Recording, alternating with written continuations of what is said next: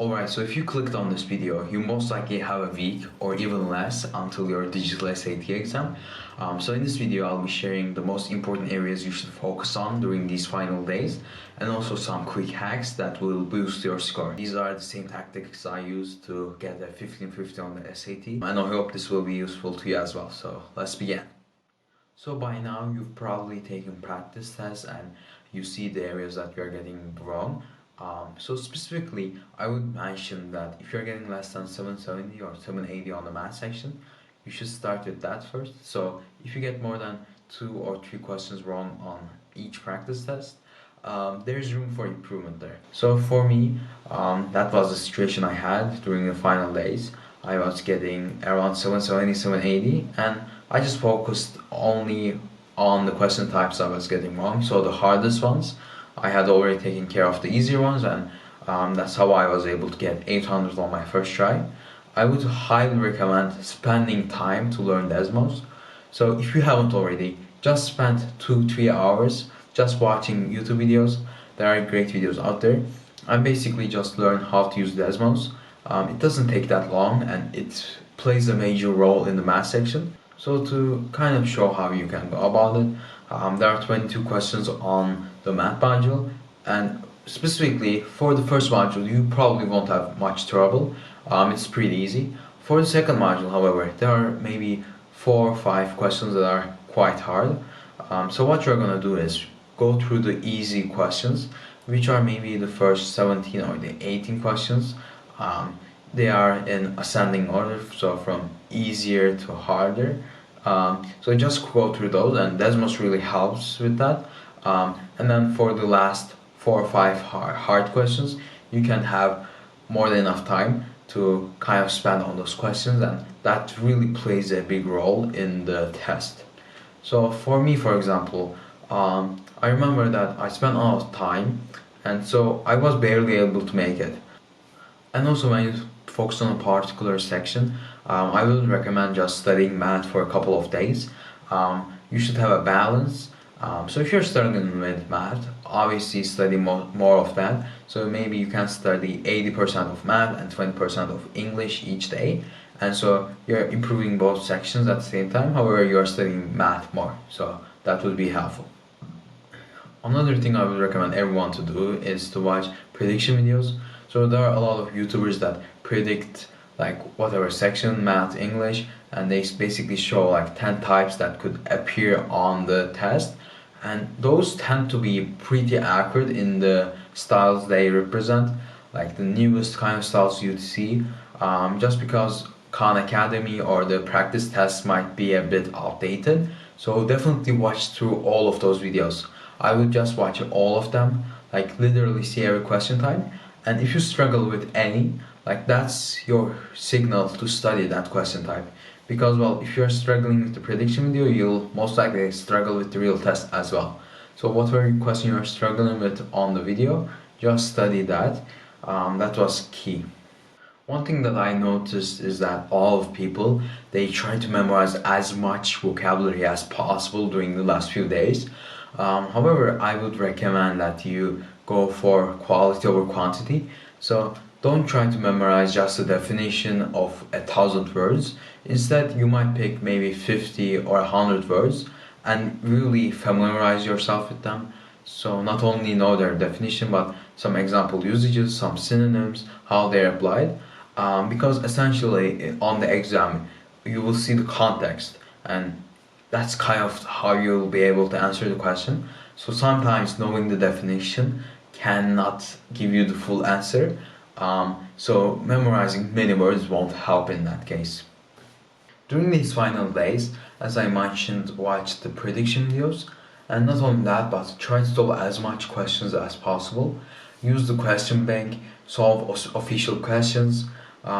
Like if you solve 1,000 questions and you get 20 questions wrong in a particular topic, that just signals to you like you have to study that, right? It's just a clear signal again that kind of shows you that you will get that question wrong on the exam. So do the question types you get wrong. Like I would just recommend like going on a question bank and literally getting 50 questions of the same type. and just solving that until you kind of understand the topic, read the explanations. You really have to think like college board here. Why was this answer choice correct? Why was the other one wrong? Just analyze their response. You can even use ChatGPT. That was very useful for me. Like, just grab a screenshot of the question you're solving, especially on English questions. I never seen ChatGPT get a vocabulary question wrong, a transition question wrong, like grammar. Like, ChatGPT is very good at all of English. It is also good at math, but not as well. However, like, you can just get a screenshot of the question you got wrong, and it will explain it in detail. That is extremely useful. Like any aspect you do not understand, like literally talk to ChatGPT for 10 minutes, and that's kind of how I eliminated the questions I got wrong. Like, I would talk to ChatGPT for hours, like sending different question types, like explaining my mindset, and ChatGPT would correct me. Like, it would say, "Oh, you thought this way. Here's what you can do to not make the same mistake next time." And that's like having a personalized tutor, which was very useful. So definitely use ChatGPT. And now we will be getting into test specific tips. So firstly, I think that you should have the timer on. There's an option to hide it. I wouldn't recommend to hide it, just because of the fact when you have 5 minutes left, it will be shown anyways, and it kind of helps to adjust with your time initially. So I really think that you should have it on. Secondly, I think a lot of people don't utilize the marking the choice as wrong thing, where you can kind of like click near the question and then it shows you can mark over the question basically. And I think that's very helpful, especially like when you are not sure. However, like you are sure that like one of the answer choices is wrong, you can just cross that out, and when you come back to the question later on, you have some context on like why something is wrong, and you will not start from zero again. So that really helps. And this also ties into the fact that you can mark for review. That was very useful. I use that whenever you are not sure or you spend too long on a question, unless it is it's one of the last few questions, just mark that for review and you can come back to it later. It isn't worth it to spend an extra minute or two just on a one question while you have 10 other questions waiting.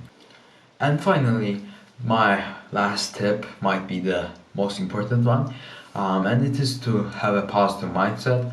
I've seen so many people online just complaining or crying about the fact that they are going to get a very bad score even before they took the test. And that just isn't good.